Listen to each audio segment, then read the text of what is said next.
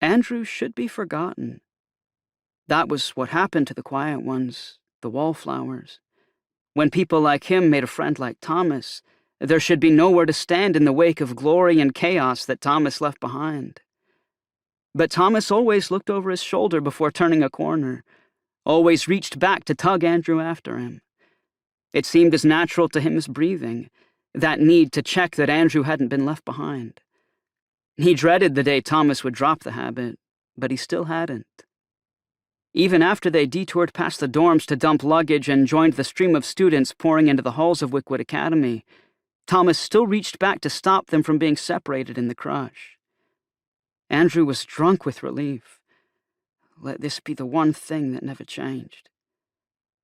Dove was already changing everything else.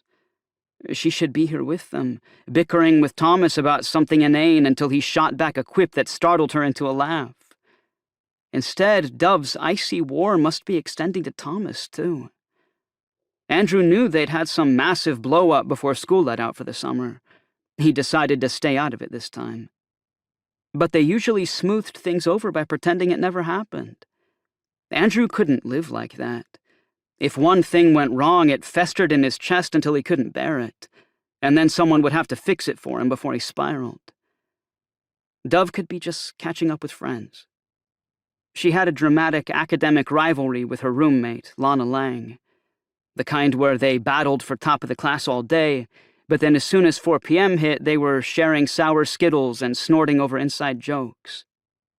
Dove plus Lana did not drift into Dove plus Thomas plus Andrew, though. They orbited separate suns. Possibly because Thomas had no time, interest, or tolerance for most people, and he let them know it, too. Other people existed only in Thomas's periphery, but the Perrault twins eclipsed his entire galaxy. There was something intoxicating about meaning that much to one person. Addictive. But Andrew would never admit it out loud.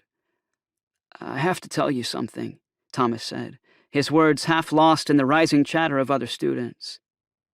"Tonight when we sneak out to stargaze... Oh, should we still do that?" He shot Andrew a worried look. "We shouldn't, right?" Why? Because they were seniors now?